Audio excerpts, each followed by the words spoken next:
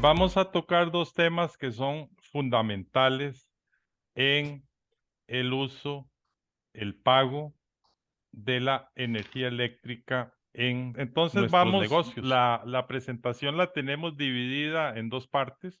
Primero, lo que es la factura eléctrica, lo que son las tarifas, ¿verdad? De dónde viene la factura.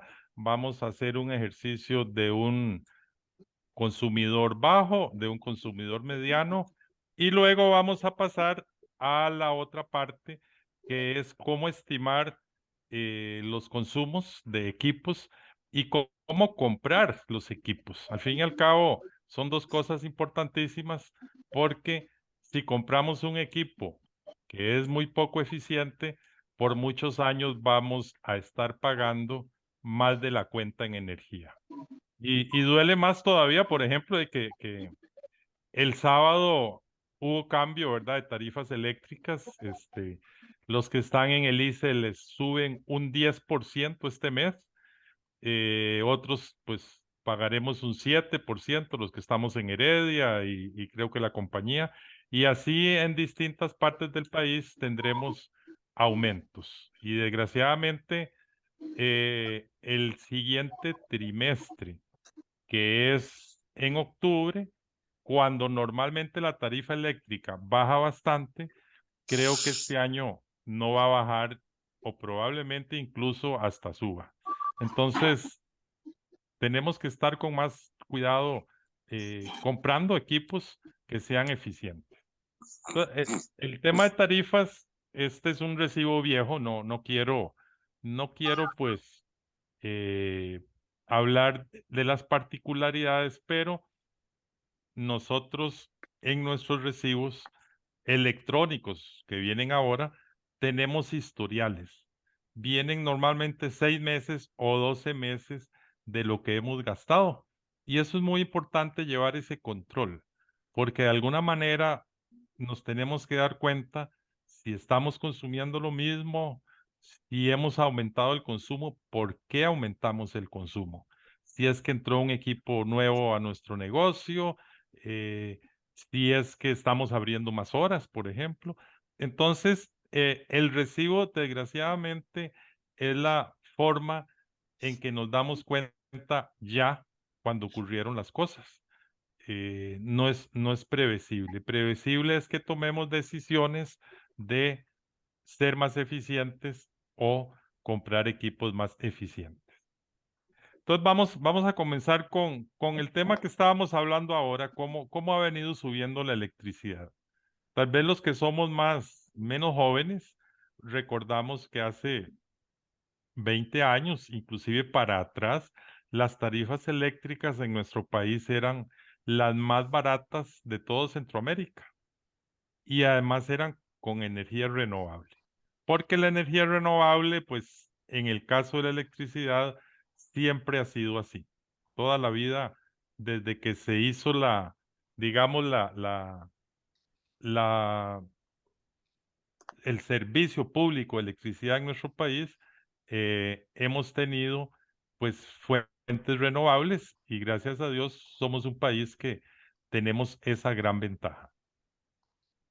La electricidad entonces empezó a subir en los años del 2004 en adelante y en el 2013 y 14, 15, 12, 13 y 14 hubo un fenómeno del Niño y unos años muy secos.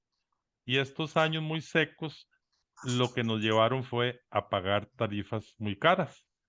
Y desgraciadamente este año volvió a ser un año del Niño, va a ser un año seco a pesar de que está lloviendo mucho este mes. El siguiente verano probablemente va a ser un verano seco.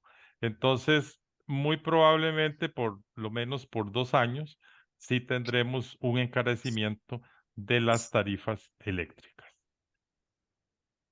Y es muy difícil que esto se revierta. Entonces, pues, es una precaución que tenemos que tomar. El país no tiene tarifas iguales para todos los usuarios porque tenemos 8 distribuidoras eléctricas. Entonces, digamos que la más grande es el ICE, lo vemos ahí en la figura. El ICE tiene una, digamos, un área de distribución muy grande. Bueno, y ahí hay un montón de parques nacionales, pero indistintamente es un área muy pequeña. Después están las cooperativas eléctricas que son rurales totalmente. Después tenemos la compañía Fuerza y Luz, que es más chiquita. Después JASEC. Y la más chiquita del centro es ESPH, que es una empresa, digamos, municipal. Entonces, resumiendo, hay dos empresas del ICE, que es el ICE y la compañía Fuerza y Luz, dos municipales, que es JASEC y ESPH, y cuatro cooperativas, todas con distintos pliegos, con distintos costos. Entonces, no es lo mismo que un equipo ubicado en Guanacaste nos cueste los mismos colones que un equipo ubicado en San José o en Cartago. Y así, tenemos que, pues, hacer los cálculos cuando hacemos la compra de un equipo de acuerdo a nuestros costos. O sea, no se vale que alguien nos traiga un análisis económico para cambiar unos equipos y se hayan realizado los cálculos con los costos de otra empresa distribuidora.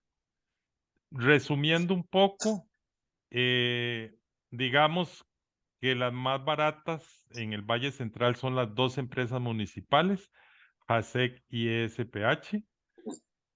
Después, dos cooperativas que son más baratas es Cope Lesca y Cope Guanacaste. Y digamos, después siguen el ICE y Fuerza y Luz, ya con un precio más alto. Y finalmente, pues Cope Santos tiene un precio más alto. Y estos precios atienden a que todas las distribuidoras tienen distintas áreas de servicio, tienen distintos números de abonados, cantidades de clientes. Entonces, por ejemplo, Cope Santos tiene un área de servicio grande, pero tiene muy poquitos abonados y además con un consumo muy bajo cada abonado. Entonces, sus costos de distribución son más altos. SPH y JASEC tienen áreas muy chiquitas con muchísimos abonados y por eso sus costos de distribución son bajos. Y la compañía de Fuerza de Luz, que tiene muchísimos abonados en un área chiquita, cobra caro. No sabemos por qué, pero debería ser la empresa más barata del país. Entonces, esto es algo que ha venido ocurriendo por muchos años. No es que estos precios se están presentando así desde hace 2 o 3 años. Podríamos decir que durante los últimos 15 años estas proporciones de precios se han mantenido. Así que los que vivimos en Heredia y en Cartago, pues estamos salvados, que pagamos un poco menos. Ya pasando específicamente a lo que es, digamos, la tarifa. Una tarifa de un servicio público en general. Puede ser electricidad, puede ser agua, puede ser un taxi o un bus. Básicamente es el precio que pagamos nosotros, los usuarios de un servicio público, a cambio de la prestación del servicio. Entonces, en la electricidad, pues el precio que pagamos nosotros por el servicio público de electricidad. Y la tarifa no es que de una manera arbitraria se fija por parte del que da el servicio. Hay todo un proceso legal en el cual el Estado, a través de la Autoridad Reguladora de los Servicios Públicos, hace una revisión de las peticiones, revisa en audiencia pública si hay quejas de los usuarios, etcétera, y al final pues se llega a un precio máximo. En el caso de la electricidad, por 3 meses. Entonces, cada 3 meses la electricidad cambia de precio. ¿Qué significa eso? ¿Qué tenemos que revisar? Y esto es muy fácil de revisar porque entramos a la página de la Autoridad Reguladora de los Servicios Públicos. Dígale, Isa, que traiga el repelente. Yo creo que se le abrió el micrófono a alguien por ahí. Y luego pues buscamos la distribuidora y encontramos. Ahora vamos a ver unos ejemplos. Pero lo que es importante es eso, que cada 3 meses cambian. Entonces, digamos, ya ustedes pueden entrar a la autoridad reguladora y ahí está la tarifa para este mes, julio, para agosto y para septiembre. Las tarifas básicamente son cuatro tipos de tarifa, tampoco son muchísimas. La residencial, ¿verdad? Que es la que nosotros pagamos en nuestras casas, que es muy clara, la ARECEP dice que solo para casas, apartamentos y los condominios individuales, ¿verdad? Que están dentro de un área de condominio. La general es donde entra servicios, comercio, industria, en general. Y por eso se llama general porque aquí es donde está el grueso del comercio, industria y servicios. Hay una de carácter social, ¿verdad? Que ustedes han escuchado que las escuelas, los centros de atención de ancianos, el agua potable, tiene una tarifa de un precio menor por el servicio al que se está atendiendo. Y media atención, que ya es industria, comercio y servicios en gran escala. Pero digamos que en general deben de haber conectados unos 30,000, 40,000 servicios de comercio, industria y servicios llamamos a, por ejemplo, hoteles. Hoteles es una empresa de servicios. Empresas de llamadas telefónicas. Esas se conocen como servicios. Comercio, pues ustedes conocen muy bien el tema del comercio, están metidos totalmente dentro de lo que es comercio al detalle. Y la industria, pues, en nuestro país principalmente son industrias de alimentos, aunque hay otras industrias de otros sectores como metal mecánico, etcétera. Hoy nos vamos a referir específicamente a la tarifa general. Y entonces las láminas que vamos a ver más adelante corresponden a la tarifa general. Esta lámina la presentó Fernando la semana pasada y es que el concepto de tarifa en tarifa general se nos divide en dos grandes grupos. Los que consumen menos de 3,000 kilovatios hora mensuales, a ellos se les lee el medidor y la tarifa se les cobra igual que una residencial. Nada más cobran kilovatios hora. Caros, porque no son baratos, ahora vamos a ver, pero solo se cobran los kilovatios hora. Y el que se pasa de 3,001 en adelante, le van a cobrar la electricidad en su consumo más la potencia o demanda máxima. Y aquí tal vez es donde puede haber alguna pregunta o alguna confusión. ¿Qué es la demanda o potencia? Bueno, de una manera muy general, todos los equipos eléctricos tienen una potencia. Ustedes han visto que un percolador normalmente es un kilowatt de potencia, una olla arrocera también es como de 1 kilowatt de potencia, un microondas andan alrededor de 1 kilowatt de potencia. Los refrigeradores de la casa, gracias a Dios, hoy en día son muy eficientes y andan por 200 watts o 0,2 kilowatts. Entonces, cuando tenemos un negocio y están operando muchos equipos al mismo tiempo, la suma de unos kilowatts con otros kilowatts llegan a definir lo que es este término de demanda máxima o potencia. Pero, y véanlo en la letrita más grande, se cobra el periodo más alto del mes. Es decir, en un mes de 30 días hay 2,880 periodos de 15 minutos. Nosotros vamos sumando si en 1 hora y 4, en un día hay 72, etcétera. Entonces, en un mes hay 2,880 periodos y nos cobran el más alto. ¿Qué ocurre, digamos, en tiendas de abarrotes? Que hay días en que se vende más y hay días, digamos, que hace más calor y se venden más bebidas refrescantes. Entonces, esos días probablemente sean los días cuando haya más equipos funcionando al mismo tiempo y se cobra entonces el periodo más alto en esos días.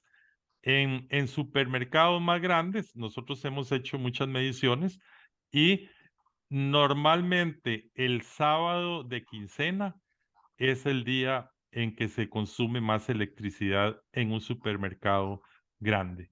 Entonces, probablemente los mini supers y los abastecedores también anden por esa misma, digamos, por esa misma realidad. Y ahí no podemos hacer mucho. Prácticamente es tener los equipos en buenas condiciones de mantenimiento y evitar pues que se estén con las puertas abiertas mucho tiempo, etcétera. Ya de estas cosas hablaremos en la siguiente sesión.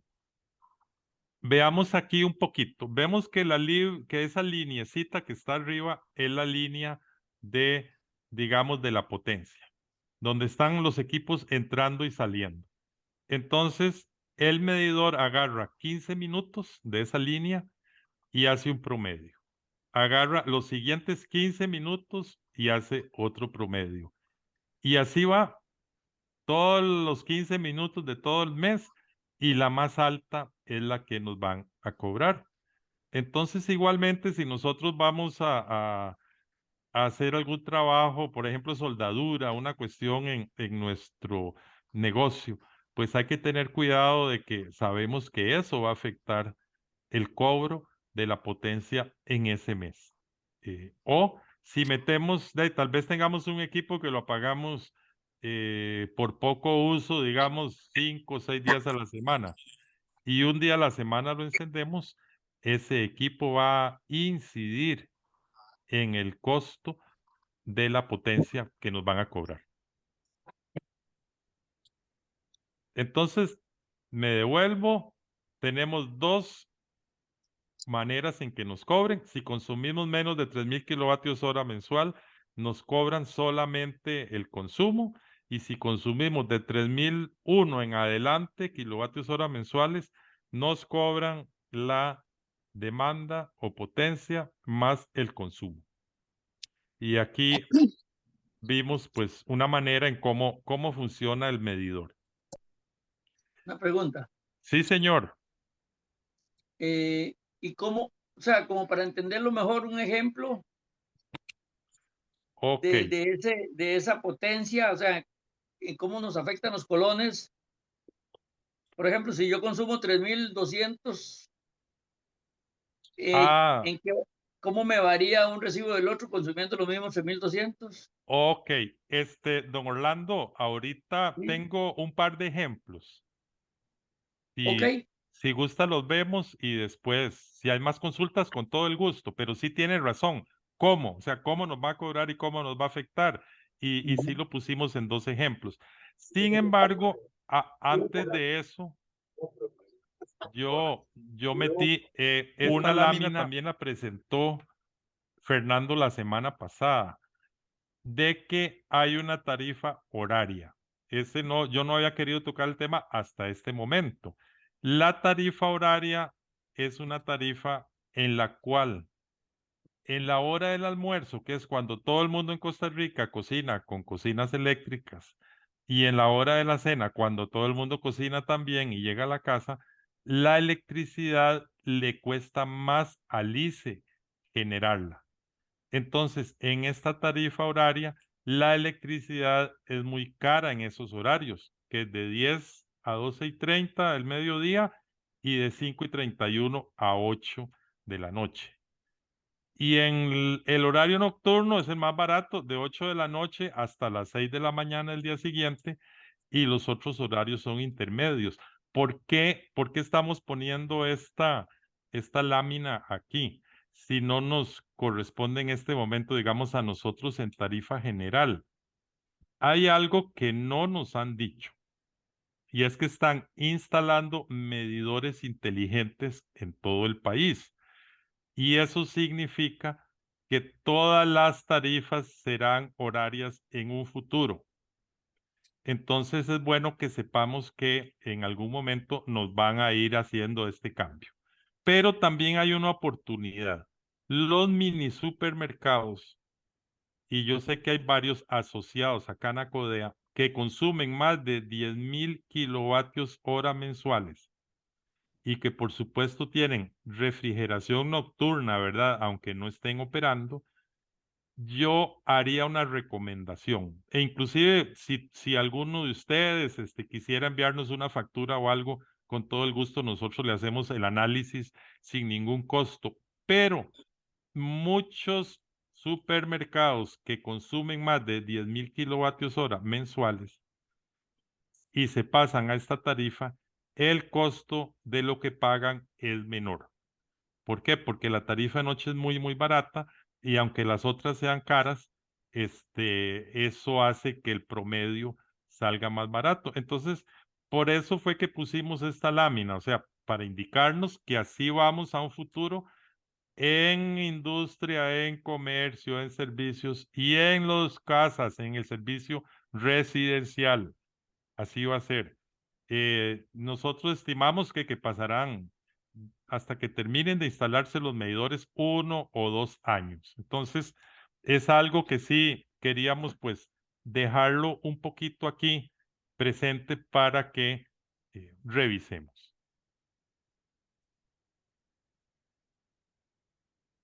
Eh, como les decía, esta es la pantalla de la Autoridad Reguladora de los Servicios Públicos. Uno busca ARECEP tarifas eléctricas y después aparece, sí, tarifas, aparecen estas, comercio, servicio, industria preferencial, etcétera, etcétera. Y uno hace un clic ahí y le sale esta pantalla.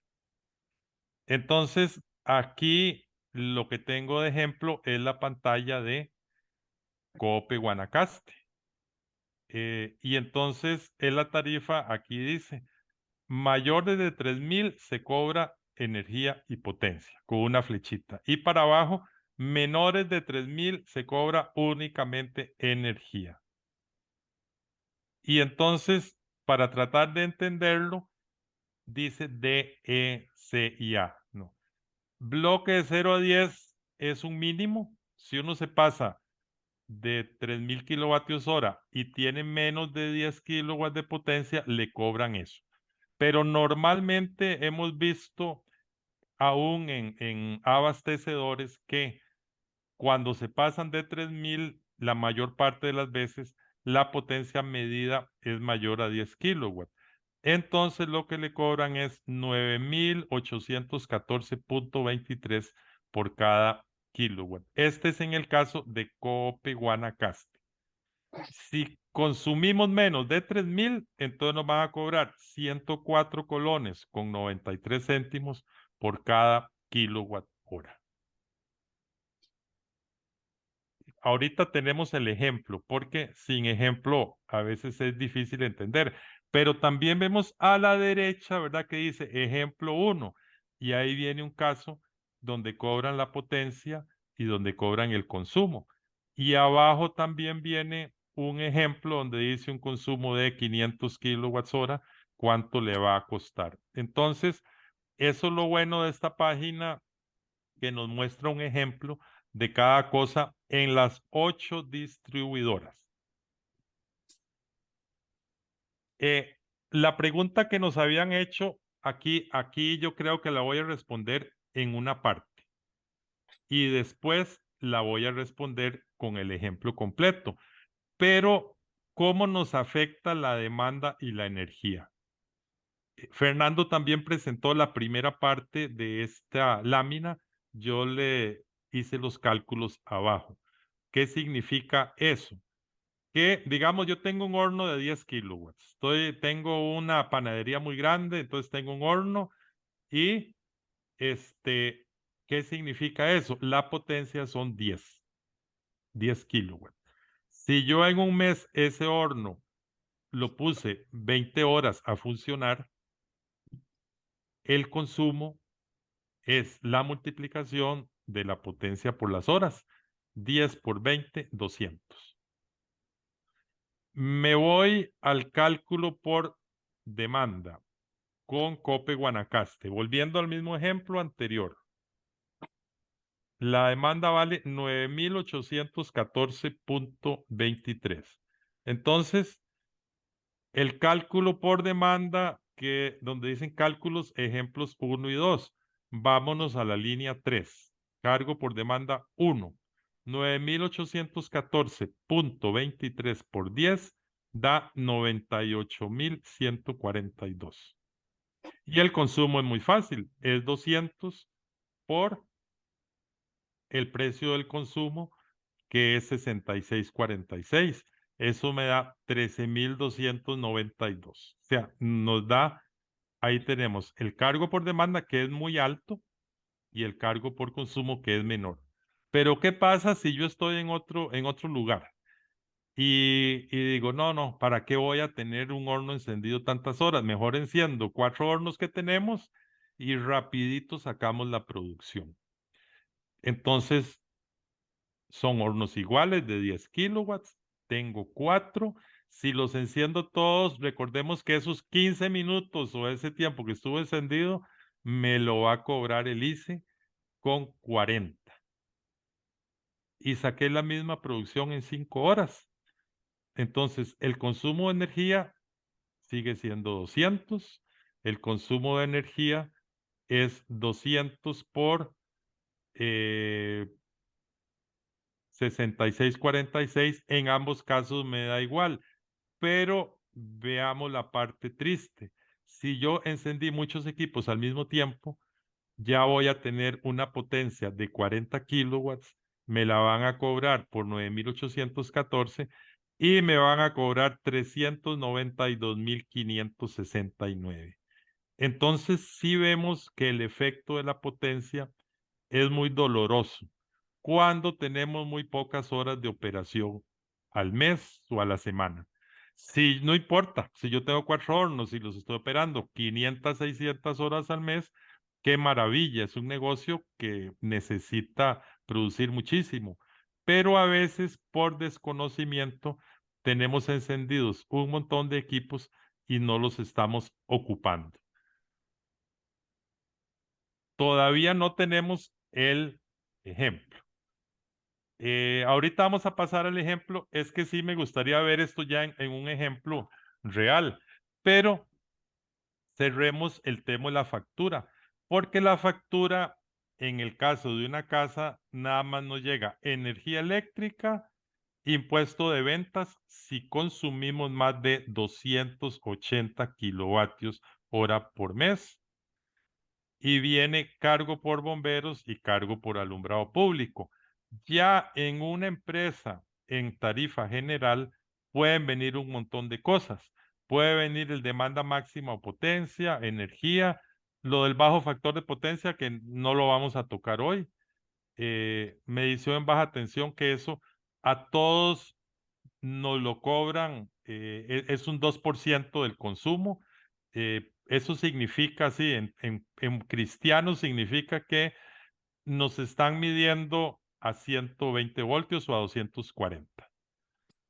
El impuesto de ventas, en general puede haber arreglos de pago. Ahora en la pandemia muchas empresas tuvieron que pedir arreglos de pago con las distribuidoras, entonces les hicieron arreglos de pago a 12 meses, cargos por bomberos a todos y cargo por alumbrado público a todos. Y este último lo dejamos, conexión temporal.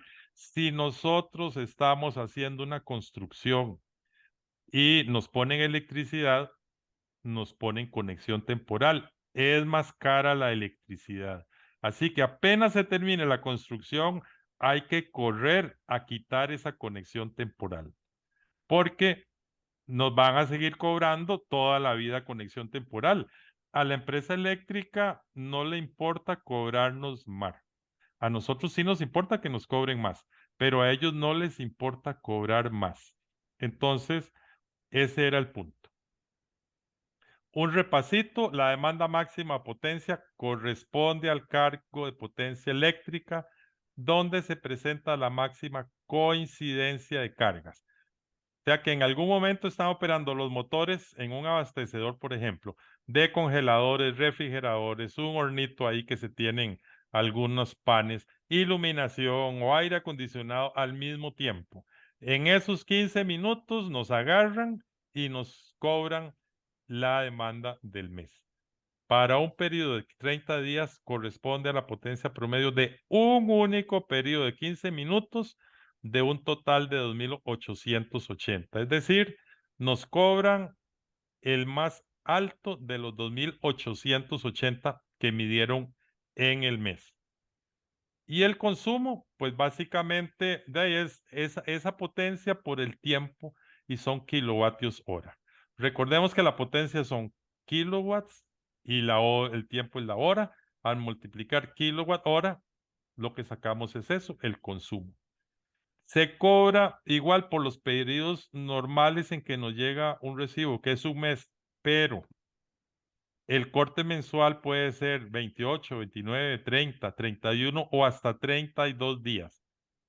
Entonces, a veces nosotros sentimos que nos subió un poco la electricidad.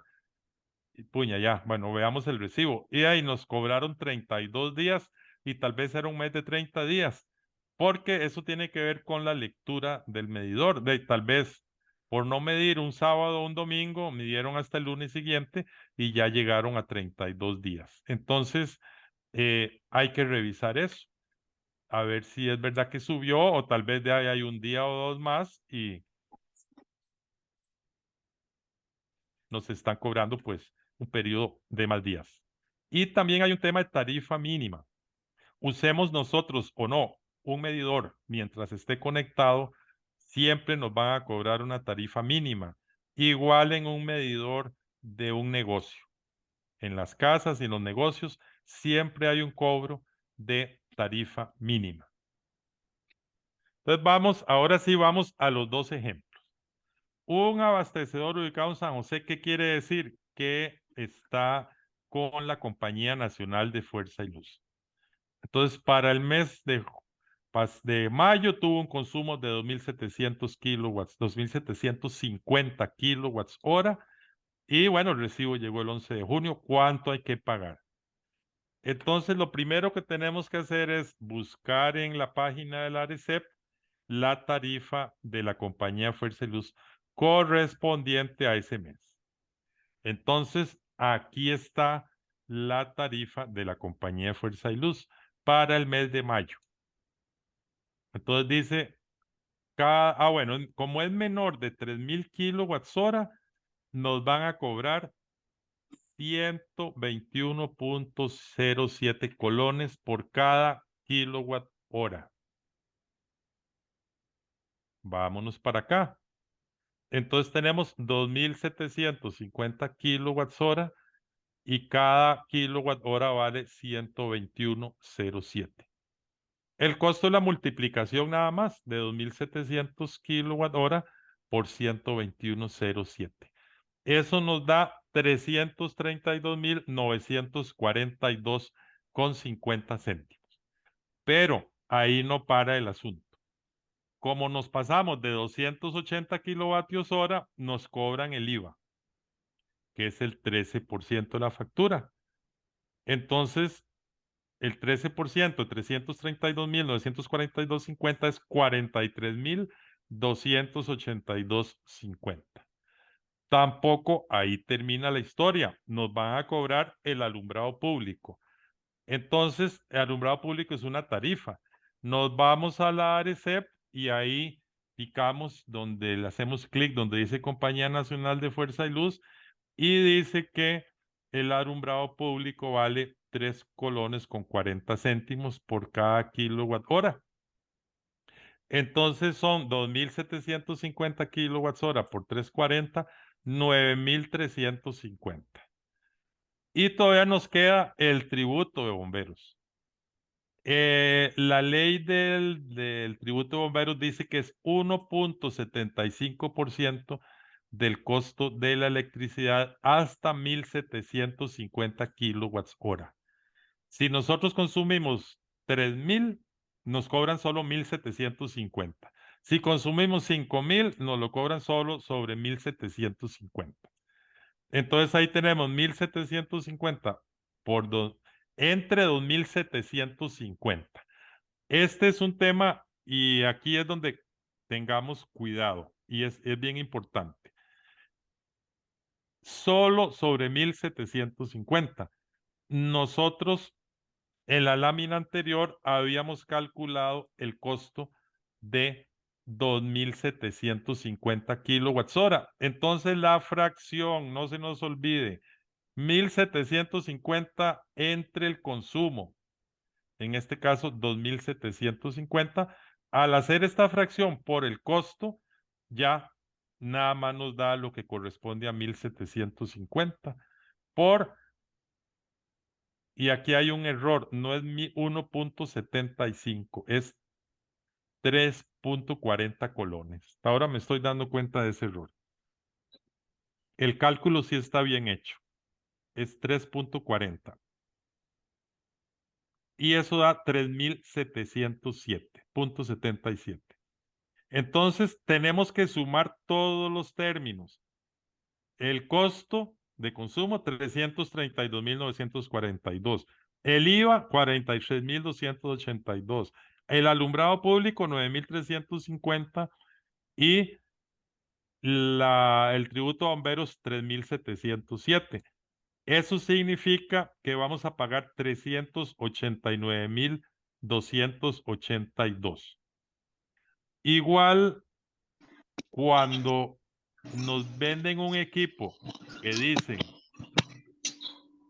que es muy eficiente y nos hacen el cálculo con el costo del consumo y dice que se paga muy rápidamente, tengamos cuidado, porque si aumentamos el consumo, aumentamos todo esto.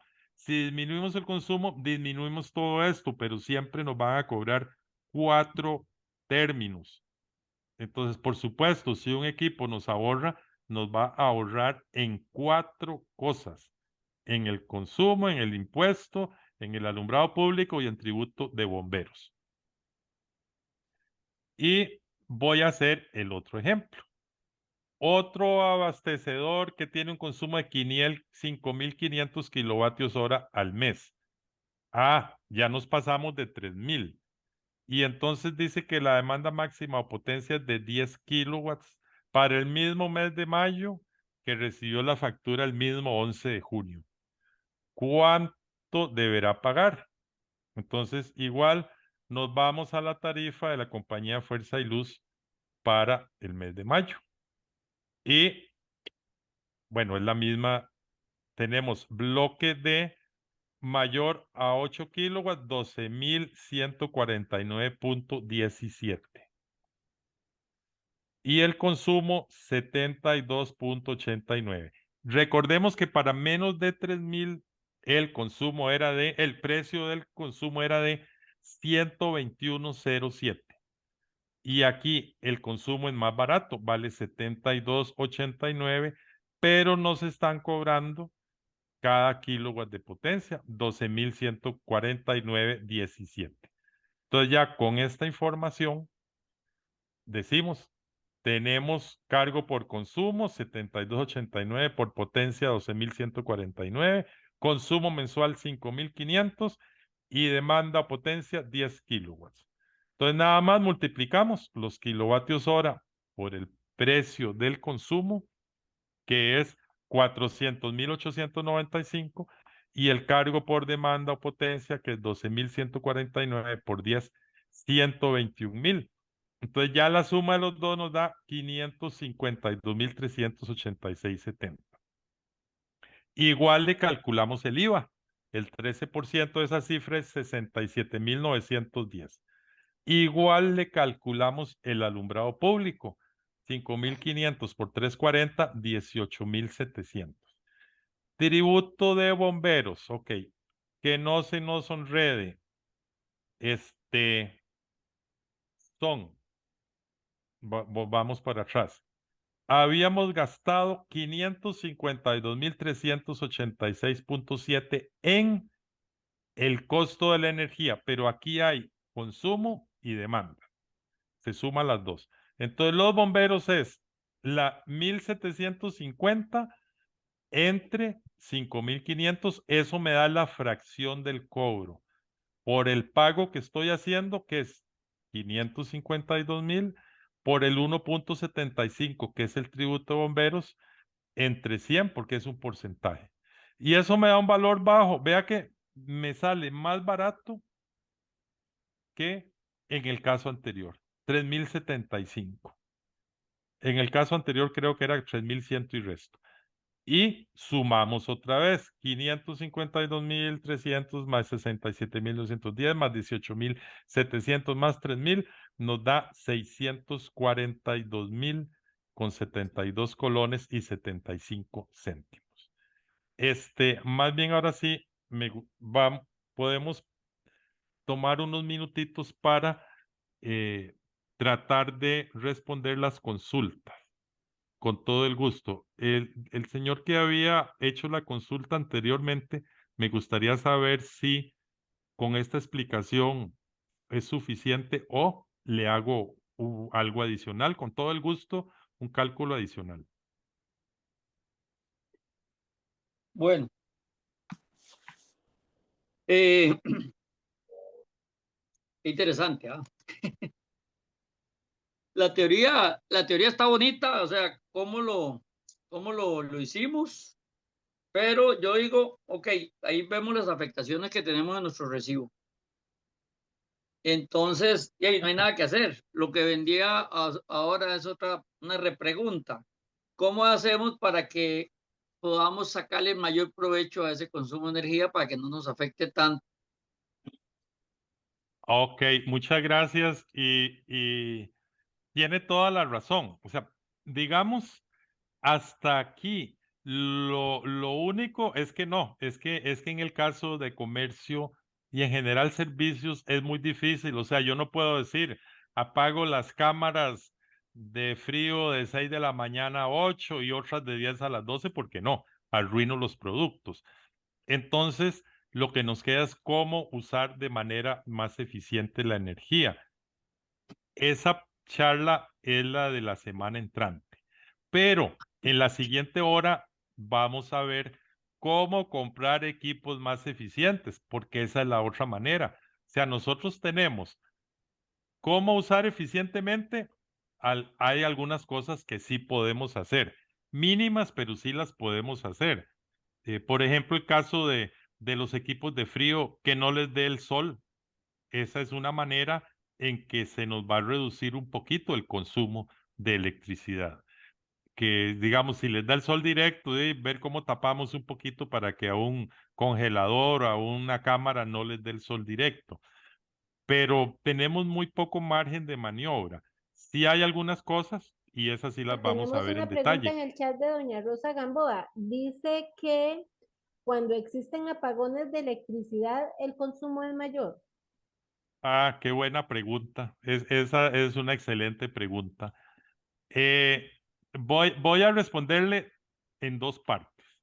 Primero, cuando hay un apagón de un rato, uno se da cuenta que todos los equipos entran al mismo tiempo, ¿verdad? Porque tal vez se les bajó la temperatura, se les aumentó la temperatura en los de frío o en un aire acondicionado y entran todos al mismo tiempo.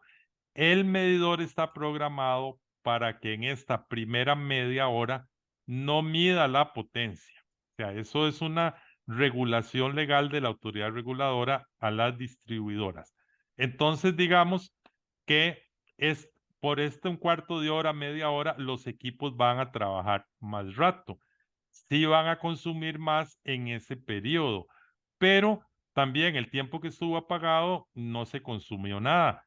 Entonces el promedio da igual o menos consumo que el que se estaba dando. O sea, y eso sí lo hemos medido en muchos equipos grandes, inclusive en cuartos de congelado, en mataderos, y no hay ganancia. O sea, entre, digamos que se nos fue la electricidad de una hora y volvió después y que todo se encendió, no, ahí no se consumió más. Y tampoco hay ganancia que había gente antes, recuerdo yo, en algún comercio, que en la noche se iban para la casa, cerraban el negocio a las 9 de la noche, desconectaban todos los equipos de frío y los volvían a conectar al otro día a las 5 o 6 de la mañana. No hay ninguna ganancia en eso porque todos los productos se calentaron en la noche y entonces cuando arranca uno empiezan esas cámaras a más bien a trabajar muchísimo y más bien ahí le va a aumentar el precio de la demanda. Entonces, apagar no es bueno, además de que hay productos que sí se dañan definitivamente con ese encendido y apagado nocturno, como los productos lácteos, por ejemplo, y las carnes, pero no hay ganancia. O sea, eso sí se ha medido. El mismo ICE tiene documentos del área de conservación de energía donde no hay ganancia apagando los equipos durante Y la en noche. el caso de, Ajá. en el caso de los apagonazos que van y vienen, van y Y vienen, igual, ahí no se golpes. gana. Sí, ahora, ahí lo que puede haber es un problema más grave todavía, que en esas entradas y salidas se nos queme la tarjeta de algún equipo. Eso sí es crítico porque las tarjetas son caras. Una tarjeta, por ejemplo, de un televisor que nada tiene que ver con un abastecedor, vale 30,000, 40,000 colones. Igual una tarjeta de un equipo de frío puede valer hasta 60,000 colones.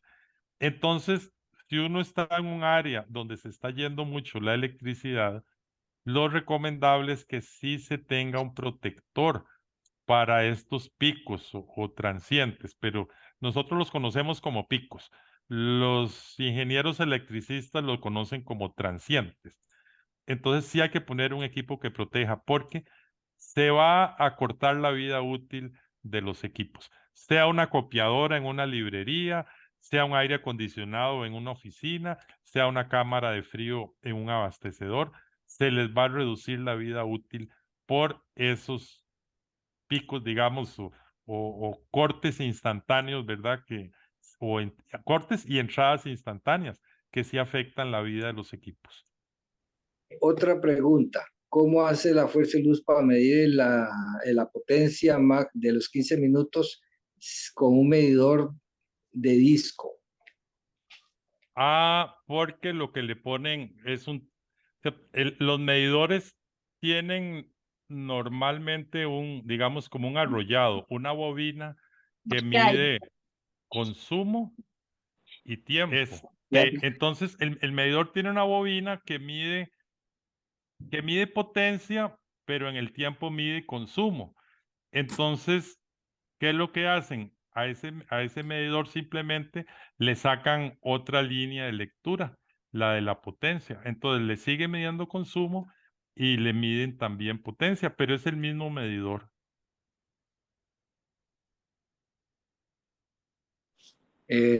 Bueno, yo entendía que esos relojes, esos medidores mecánicos solo medía consumo, pero entonces sí, los nuevos electrónicos inteligentes, eso sí, leen todos esos detalles. No, pero los mecánicos sí, porque siempre, o sea, siempre han medido potencia, pero nunca la han registrado. Lo que hacen en el comercio es que sí registran la potencia y también registran el consumo. En el caso residencial, solo registran el consumo. Los electrónicos miden todo. Y es más, le voy a decir, pueden hacer más cosas, porque el electrónico, si uno no paga un mes, sin tener que ir a hacerle corte de electricidad a alguien, desde la oficina ahí de la compañía Fuerza y Luz, le mandan un programita por la línea eléctrica y le desconectan el medidor. Entonces sí tienen un montón de capacidades diferentes a los medidores tradicionales. Está Con, bien, gracias. con todo el gusto. ¿Alguna otra consulta? Ajá, en el chat tenemos una. Déjeme para buscarla por acá.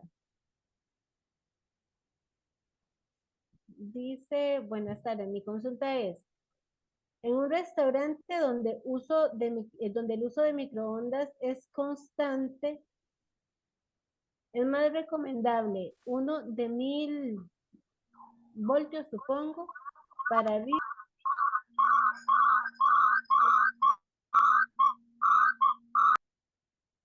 Ok, Me imagino que la consulta es si es recomendable uno de 1000 watts para arriba. Dos cosas.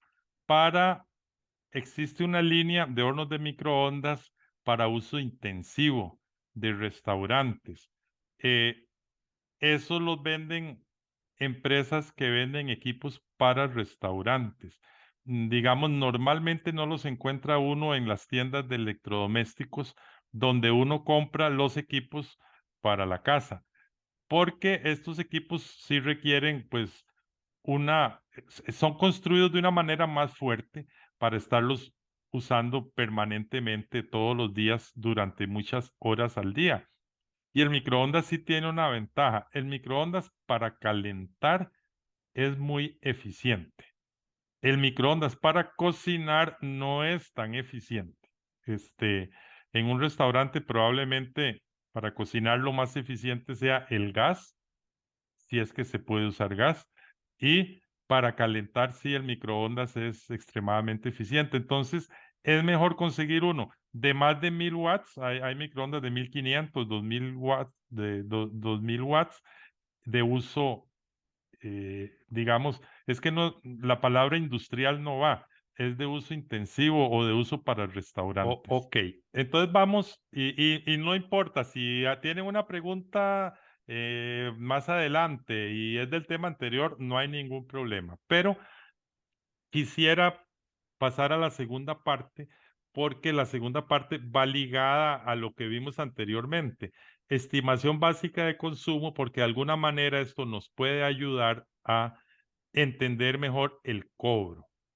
Al fin y al cabo, no nos gusta el cobro de nada y menos cuando aumentan los precios de un momento para otro.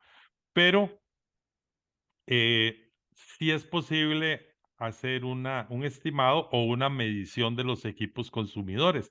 Voy a serles muy sincero, desde el punto de vista de ingeniería, lo más fácil es comprarse un equipito para medir y hacerlo, pero los equipos no son baratos y tampoco tiene sentido estar midiendo cosas que al final no podemos incidir en su reducción de consumo. Entonces, partiendo, ¿verdad? Lo que es equipo consumidor, pues es todo aquel equipo que tenga motor, en el caso de un compresor, un abanico, que tenga resistencias, ¿verdad?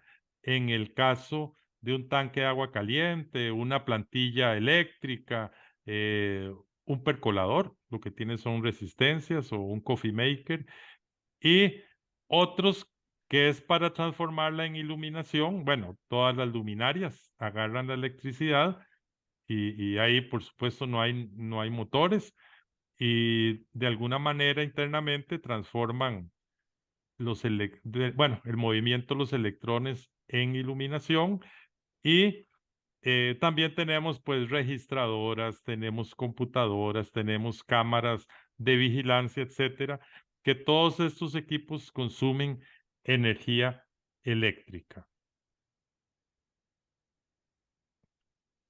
Y la potencia, uno dice, bueno, ¿dónde está la potencia? Lo primero es que todos los equipos que consumen energía traen una plaquita. Hay refrigeradores y urnas que inclusive esta placa está dentro. Digamos, donde uno pone los alimentos o las bebidas, ahí en una esquina está esa placa. Hay otros que tienen en la parte de atrás la placa. Digamos, sí, hornos en la parte de atrás, mucho equipo chiquito, como un coffee maker, esto lo tienen por debajo inclusive. Entonces, en alguna parte hay una plaquita donde viene la potencia en watts, que es en inglés, en vatios, que es en español, o también puede venir la corriente en amperios y la tensión o voltaje en voltios. Si no aparece, uno, hay que ser sincero, busca el modelito, bueno, el folleto del equipo, en caso que uno lo tenga, pero muchas veces el folleto desaparece igual que la cajita y el estereofón donde venía envuelto. Entonces, el modelo de muchos equipos está en internet. De hecho, hoy en la mañana, no me lo están preguntando, tuve que buscar la potencia de unos equipos de aire acondicionado de una empresa, porque estamos haciendo un estudio y yo vi que los datos no me parecieron muy reales y me fui a internet y ahí encontré pues todos los datos de la potencia de los equipos y bueno, ya digamos resolvimos eso. Entonces, esa es la tercera manera de encontrar la potencia de un equipo. Con el modelo, ingreso en internet y empieza ahí. Se entretiene un rato, es la verdad, porque a veces no es tan fácil de encontrarlo en la primera, pero en teoría todos los modelos de equipos que están en el mercado tienen que tener en internet referencia. Esta es una plaquita de una lavadora. Incomodísima encontrarla porque las lavadoras son muy pesadas y bueno, está en el lado atrás abajo. ¿Qué dice ahí? La potencia en HP. Dice potencia HP 1.5. La potencia puede estar en kilowatts o en watts o en caballos. Los motores muchas veces están en caballos, en HPs. No es una medida que se debería usar en Costa Rica, pero hay que ser realistas. Uno va a una ferretería y hay montones de equipos que una bomba de agua o algo y está todo en HPs, pero esa es una manera de encontrar la potencia.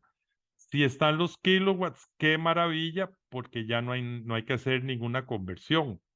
Si no tiene nada de eso, aparecen los voltios y los amperios, o sea, la corriente y la tensión o voltaje. Multiplica uno eso. Lo que pasa es que eso le va a dar un valor muy alto porque ese es el amperaje máximo. Entonces, lo ideal es que si no aparece en una placa, buscar el modelo en internet o uno similar o el folletito donde viene el equipo. Siempre hay que guardar los folletos porque vienen temas de mantenimiento y otras cosas que uno a veces de la alegría no lo ve y es importante revisarlo. Pero, ok, entonces las placas, en todos los motores eléctricos por obligación hay una placa que contiene sí la potencia y otras cosas. Los equipos consumidores, para que uno entienda un poquito ese tema de la placa, por obligación en todo el mundo tienen que tener una etiqueta de eficiencia energética. Y esta etiqueta básicamente le enseña a uno dos cosas, una o dos.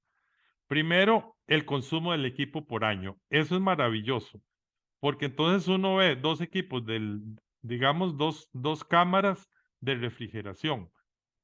Uno ve dos modelos de varios fabricantes, dos o tres, de un mismo volumen, y al ver las etiquetas, pues ahí uno se da cuenta cuál consume más y cuál consume menos. Pero también a veces la etiqueta es medio engañosa. Y entonces hay que ver el grado de eficiencia del equipo en comparación con el equipo más eficiente y con el equipo menos eficiente. Y esto de los que hemos ido a Golfito a comprar el refrigerador de la casa, porque ya se dañó el que teníamos, entonces encontramos estos tipos de etiquetas. Y es lo que vamos a ver ahora. La siguiente son para equipos que vienen de Europa. Aquí ni siquiera, aquí no estamos viendo numeritos todavía, pero esta etiqueta es muy transparente en el sentido de que así se interpreta. Si yo compro un equipo que dice es grado A o una flechita A, yo sé que estoy comprando el equipo más eficiente que hay en todo el mercado. Y respecto al promedio, al valor medio, es un consumo de energía como el 50% menos. Y eso es importante. ¿Por qué? Porque el promedio es, digamos, lo más común que hay, y si algo consume 50, 55% menos, es un equipo muy eficiente. Pero los equipos más eficientes usualmente son más caros. O sea, el nivel de inversión inicial es más alta. Entonces uno tiene que hacer un análisis pues económico más detallado. Si compramos un equipo B es un equipo muy bueno, muy bueno. Sabemos que es un poquito menos que el A, pero que ahorra entre un 25 y un 45 respecto al promedio. Entonces, el precio pues podrá ser un 10% menos que el A y ya hay un ahorro. Un equipo C todavía es un equipo eficiente. Me puede ahorrar entre el 10 y el 25% del promedio. Y ya es un equipo que uno sabe que ahorita va a ser el promedio. Los Ds y el E ya son los equipos promedios. Son equipos que van saliendo del mercado. Entonces hay que tener ese cuidado por los repuestos, etcétera. Y los F y los Gs normalmente son equipos que ya salieron del mercado. Son esas famosas pegas que dicen los comerciantes, que se le quedaron equipos, ya los venden un poco más baratos, pero ya nosotros sabemos que esos equipos desde hace 5 años o más no se fabrican. Algunos pueden tener 10 años de que no se fabrican. Entonces, si se nos dañó la tarjeta, no hay manera de repararlos. Y además son los que van a consumir más energía. Entonces, ¿cuál es la recomendación? La recomendación mínima es comprar un equipo C con este tipo de etiqueta. ¿Cuál es la recomendación ideal? Comprar un equipo B. Ahora, si el equipo A tiene un buen precio, indiscutiblemente ese va a ser el equipo que deberíamos comprar. Pero aquí todavía no hemos visto un solo numerito. Pasemos a las otras etiquetas. Las etiquetas que usamos digamos, de productos que vienen de Estados Unidos y de Asia, es una etiqueta que trae el consumo de energía. Ahí vemos una flechita. Este es un refrigerador de ultra eficiencia, porque es un refrigerador especial para vacunas y otras cosas. Este consume 14 kWh por mes, o sea, no consume nada. Un ahorro energético del 56,32 respecto al promedio. Esta etiqueta es una etiqueta maravillosa porque ya nos dice que es un equipo A, pero de estas etiquetas vemos muy pocas en nuestro país. Nuestro país podemos ver este tipo de etiquetas. Todavía no es la etiqueta estándar, pero podemos ver, este es un refrigerador con congelador de 125 litros, descongelado automático, y dice cuál es el consumo del equipo. Y entonces dice, comparación, este valor solo con modelos entre 296 y 352 litros. O sea, cada modelo tiene una etiqueta diferente o cada volumen tiene una etiqueta diferente. Y ahí vienen flechados los equipos más eficientes y los menos eficientes.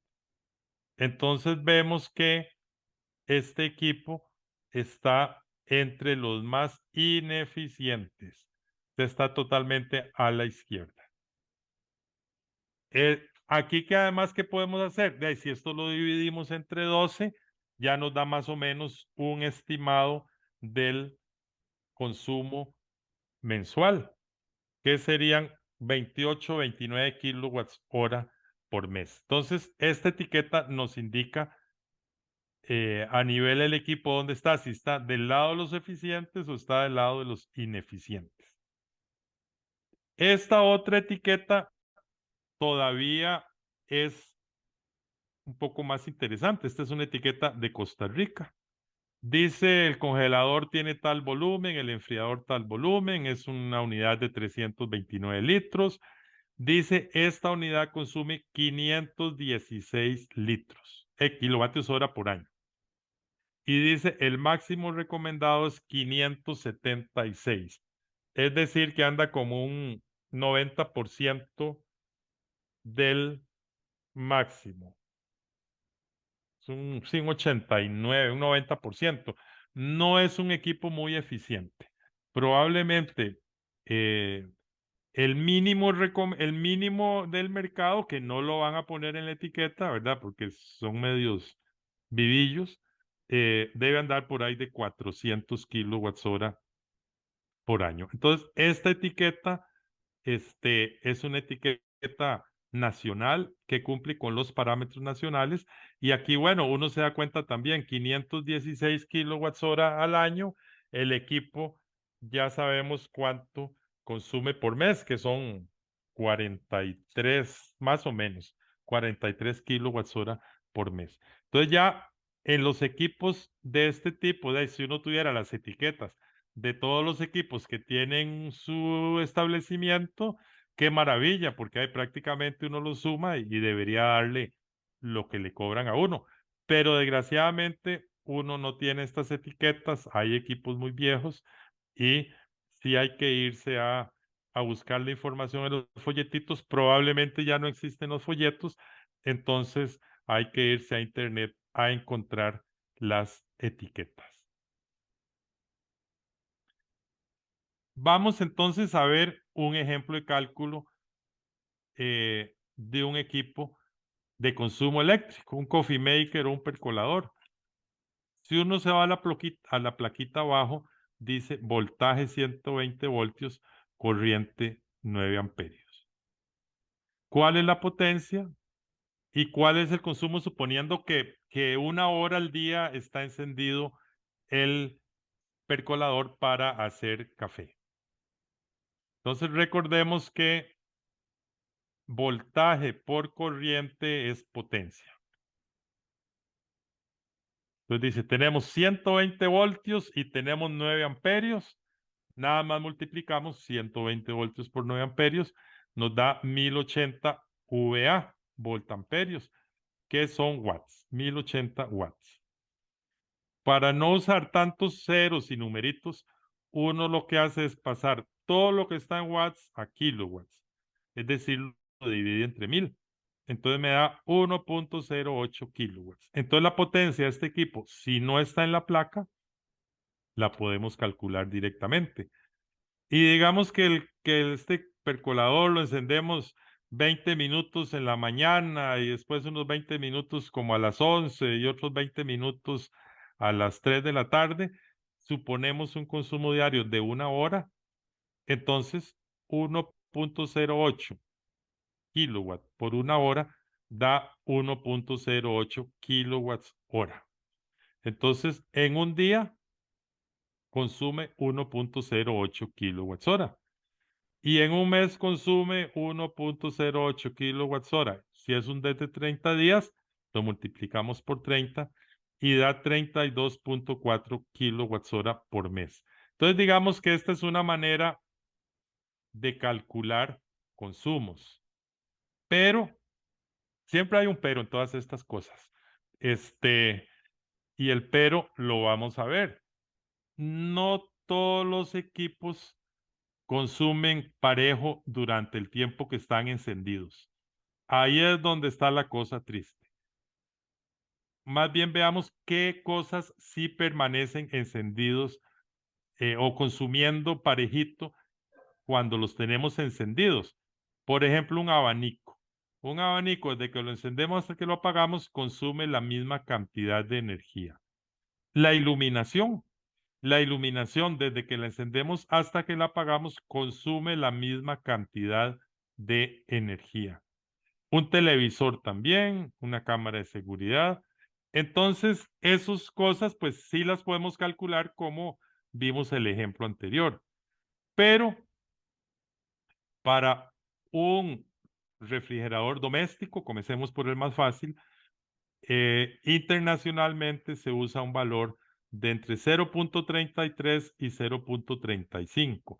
Es decir, que en un día un refrigerador conectado permanentemente en una casa, solo el compresor trabaja 8 horas, que es un 33% del tiempo.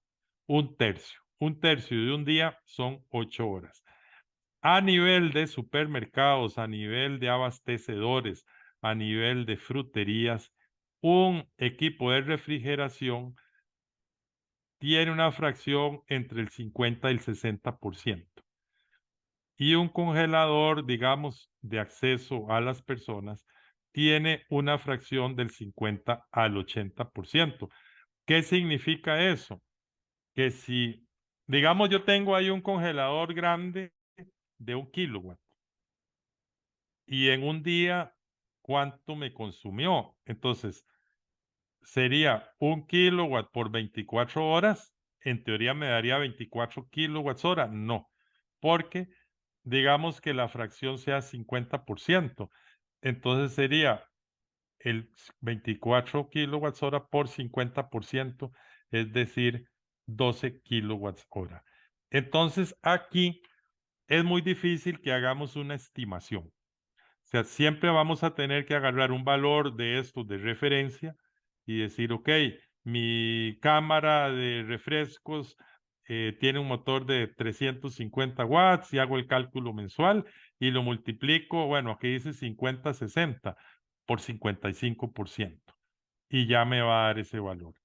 Y igual con los congeladores, igual, y todo lo demás casi que va a estar al 100% del tiempo en que está encendido el equipo. Esto es lo que hace que muchas veces cuando hacemos los cálculos no nos dan porque suponemos que los equipos consumen el 100% siempre toda la potencia y realmente pues vemos que no es así.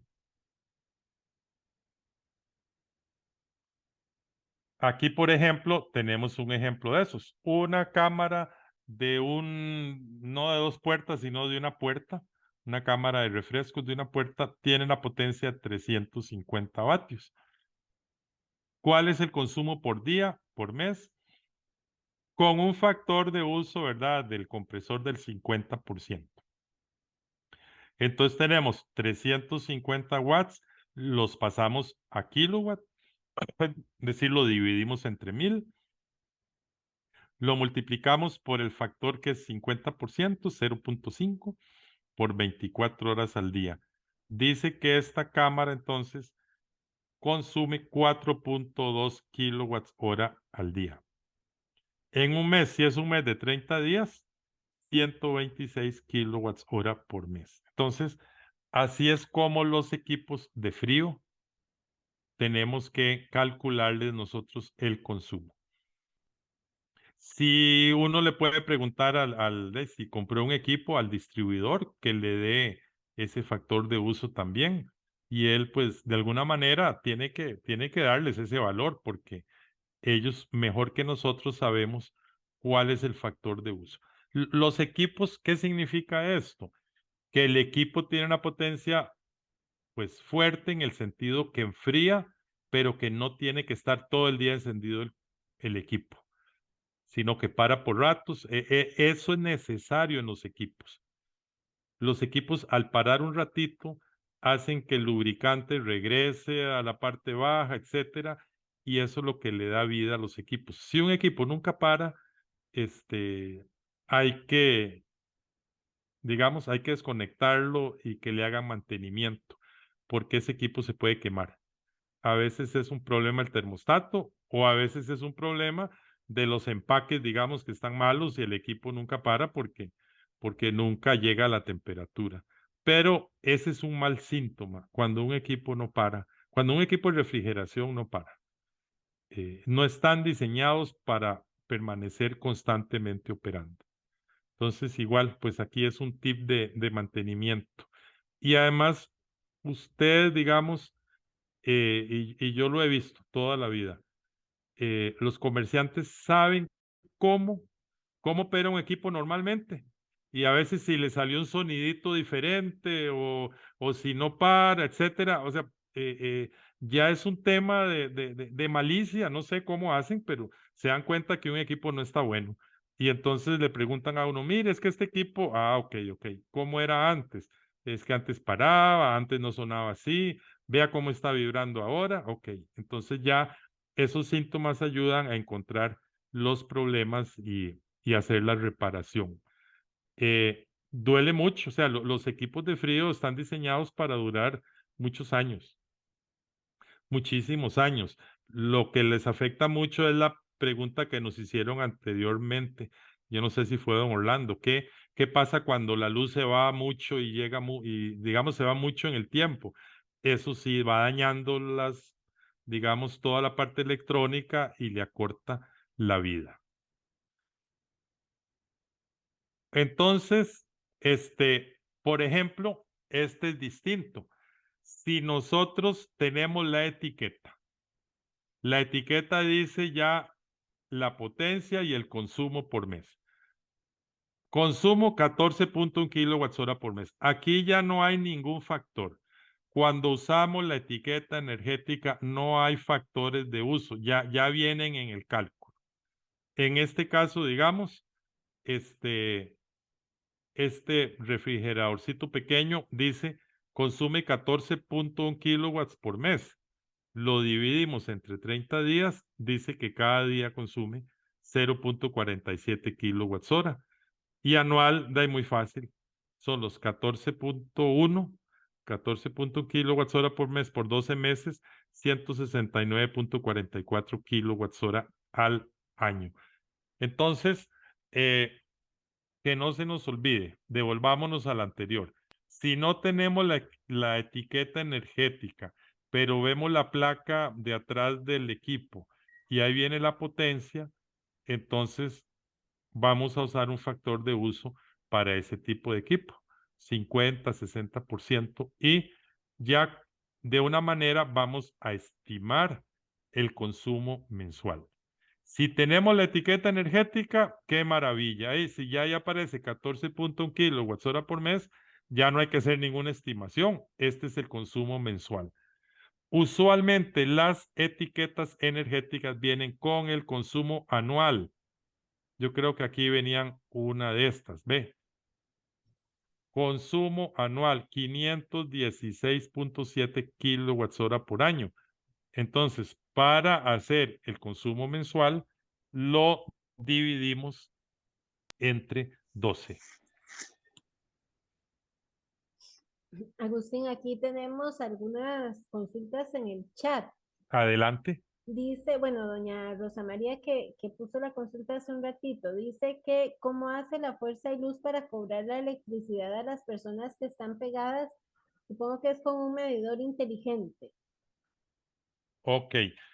En este momento tenemos combinación de algunos sectores que hay medidores inteligentes y otros sectores que hay medidores tradicionales. Algunos semielectrónicos y todavía quedan en algunas partes algunos mecánicos de esos que tienen un disco que da vueltas.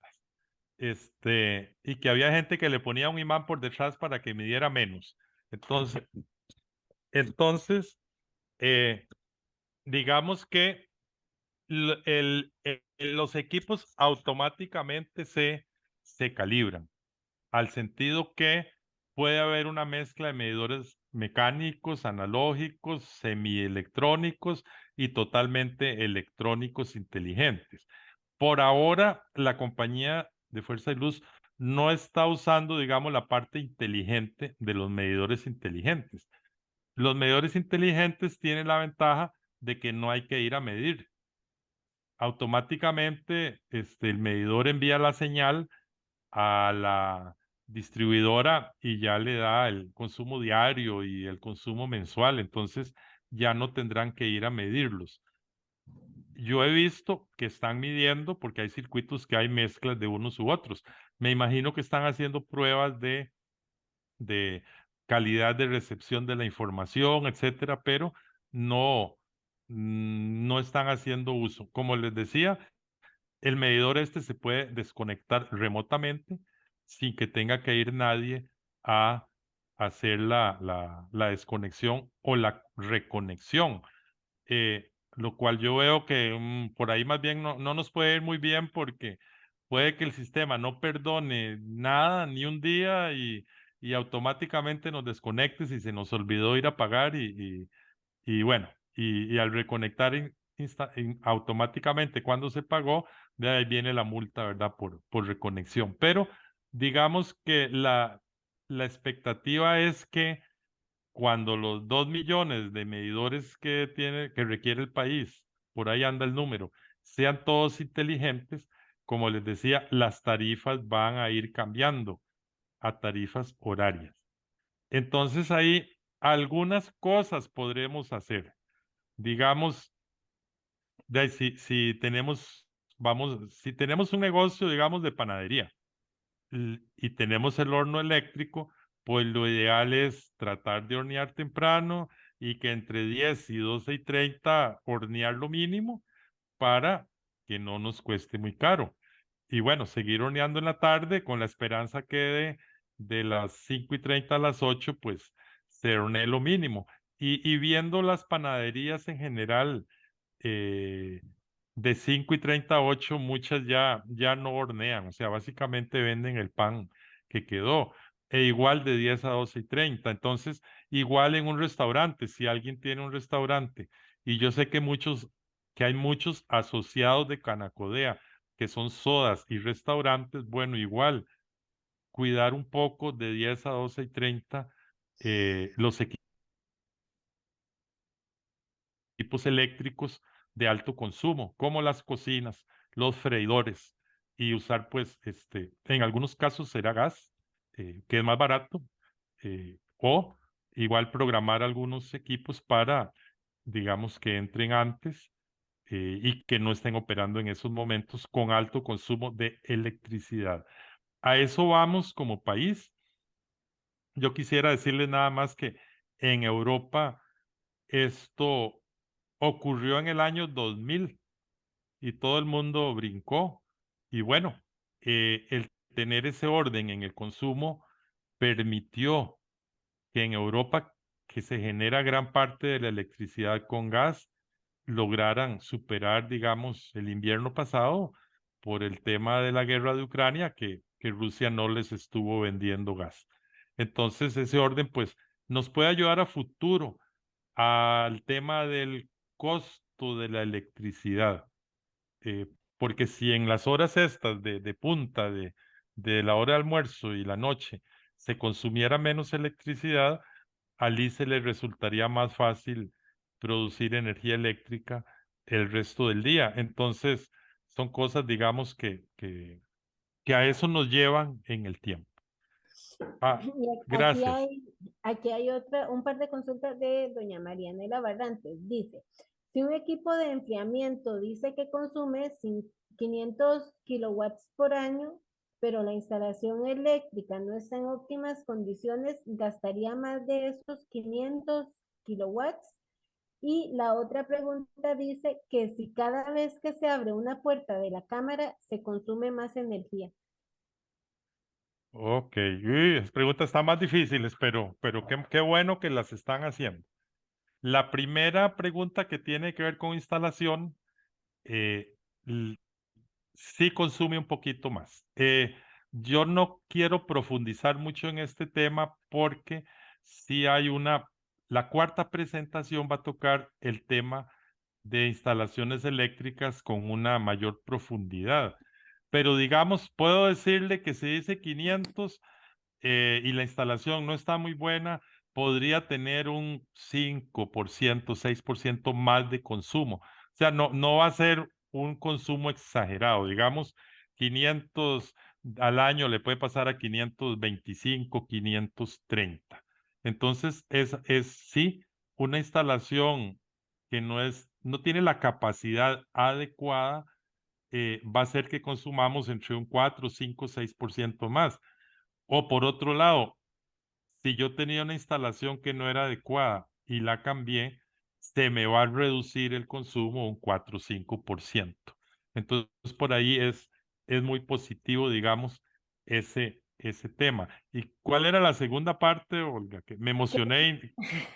Que si las puertas de las cámaras se están abriendo constantemente, se consume más electricidad. Ok, esa es una pregunta que desgraciadamente tiene una respuesta afirmativa. Eh, Cada vez que uno abre una cámara, recordemos que el aire en las cámaras o en congeladores o en el refrigerador de la casa, el aire está más frío adentro. cuando uno abre, digamos, un recipiente con el aire más frío que adentro, ¿qué es lo que va a pasar? Todo ese aire frío va a salir hacia afuera y se va a reponer con aire más caliente. Entonces, los equipos verticales, cuando uno abre una puerta, sí, cada vez va a sacar el aire frío y entonces entre más veces abra, más va a estar encendido el equipo. En un negocio, pues uno esperaría ciertas horas en que se abre más veces las cámaras y ciertas horas, por ejemplo, en toda la madrugada no se va a abrir en ningún momento. Los cálculos de kilowatt hora promedio por mes lo que hacen es un uso bajo, moderado de apertura de las cámaras. Entonces, en un comercio nosotros no podríamos suponer, en un comercio, digamos, un abastecedor, no podríamos suponer un 50% del tiempo de que está conectado el equipo que está operando el compresor. Uno esperaría un 60, inclusive un 65%. Los únicos equipos donde hay menos pérdida, digamos, de aire frío son los equipos horizontales, que normalmente son congeladores. Entonces, los congeladores horizontales, de cuando uno abre la tapa, pues el aire está frío adentro, entonces no va a salir. Entonces, los equipos horizontales sí no tienen esas pérdidas tan aceleradas, pero desgraciadamente casi solo en congeladores tenemos horizontales. Y creo que por eso los hacen horizontales, porque la pérdida en un congelador de aire frío es mucho mayor que en un refrigerador. La temperatura está mucho más baja. Entonces, por eso vienen horizontales, digamos, muchos congeladores de hielo o de carnes que hay en muchos abastecedores y, y en ese caso son más eficientes. Entonces, ¿qué podemos hacer? Bueno, aquí hay dos trucos. Para cargar una cámara, pues lo importante es que uno tenga a la par de la cámara todas las botellas, ¿verdad? Y abre y mete en carrera todas las cosas en la mañana o en el momento en que sea, porque hay gente, y yo lo he visto, que empiezan a cargar una cámara y ya van traen 6 botellas de una cosa y por allá está, de al final la cámara quedó abierta 2, 3 minutos y ahí sí se calentó, todo el aire le salió y además le metieron producto caliente. Entonces, la idea pues es cargar en la mañana o en la noche. La noche es una buena idea porque ya uno sabe que en la mañanita todo el producto va a estar a la verdadera temperatura en que debería estar. Y eso pues da un mayor ahorro. Y el otro tema que aquí no hemos tocado, pero que es el cliente. Si el cliente quiere un refresco frío, lo quiere frío. No que lo metimos y 5 minutos después lo sacamos y ya estamos diciendo que está frío. Entonces sí, desgraciadamente, entre más abramos una cámara vertical, más va a ir aumentando el consumo. ¿Quedaba alguna otra pregunta, Olga? No, esas eran únicamente. Ok, nos queda un punto. Todos estos equipos en una empresa, pues nosotros los podemos sumar y ir viendo lo que se conoce como un balance. Un balance de consumo es donde están todos los equipos y con el consumo de energía de cada uno de ellos. Y eso nos ayuda a visualizar de qué manera reducir kilovatios hora en los que gastan más o en los que son menos eficientes. Y por ejemplo, este es un balance de un mini super muy chiquito, muy chiquito, un abastecedor muy chiquito. Y lo que tenía pues era un refrigerador de lácteos, una cámara de 2 puertas, abanicos, un congelador y unas lamparitas y un tele. Ahí le sumamos todos los consumos de cada uno de los equipos y este es el balance. O sea, aquí el equipo que más consume es la cámara de 2 puertas y bueno, y el refrigerador de lácteos, digamos. Y aquí vemos que si sumamos los 3 equipos de frío, pues son de entre los tres es más de la mitad. Entonces, sí, a nivel de abastecedores, los equipos de abastecedores pequeños, los equipos que más consumen son los equipos de frío. Conforme va subiendo el tamaño del abastecedor o el mini super, se va haciendo más alto el consumo de energía de los equipos de frío. Entonces, para quitar esta lámina, en una oficina, digamos, computadoras, iluminación sería lo que más consumen. Y si hay aire acondicionado, yo creo que lo más que consume ahí sería el aire acondicionado. Este es un ejemplo que hizo el ICE. El ICE hace un par de años, creo, hizo un estudio de muchos mini supermercados. Y entonces lo que hizo fue ver dónde se iba la mayor parte del consumo.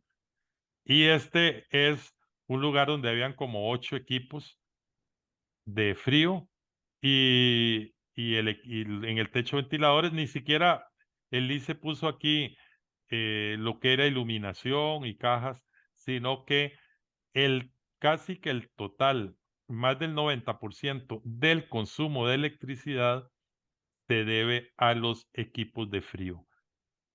Entonces sí es importante que nosotros nos demos cuenta que donde hay equipos de frío van a pesar más en la factura mensual.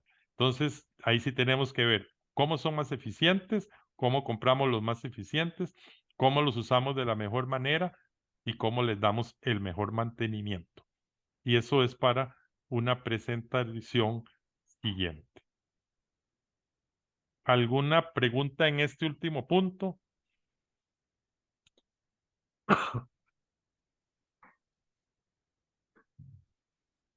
¿O en cualquier punto de la presentación? Tengo una ahí. Sí, señor. En vista, está muy claro toda la explicación, don Agustín, lo felicito, pero siento que es como, ¿verdad? Como una lucha entre burro amarrado y tigre suelto, no hay nada que hacer. Actualmente ya hay equipos, en el caso mío, yo lo que tengo es una distribuidora de carnes, una carnicería, y todo se mueve por electricidad de frío, y de equipos de sierras y moledoras y batidoras que también usan motores fuertes.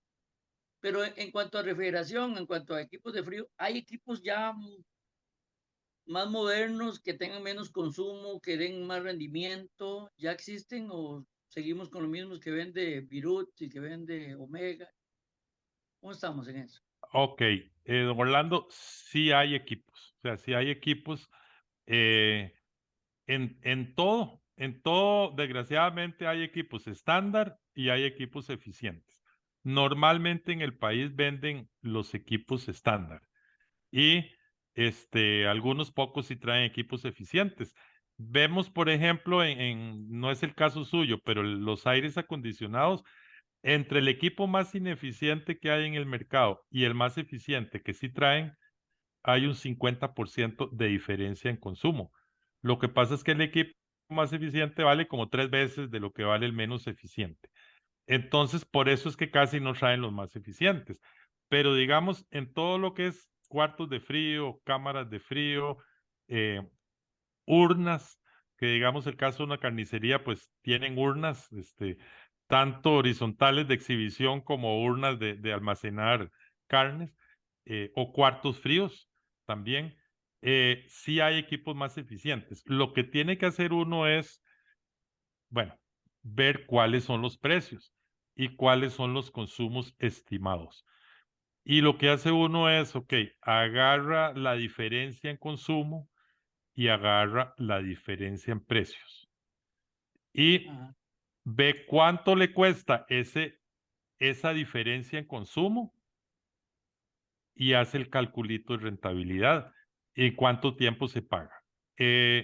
La siguiente sesión vamos a hacer un ejemplo muy específico de esto, porque normalmente el equipo más eficiente se paga en menos de un año respecto al ineficiente.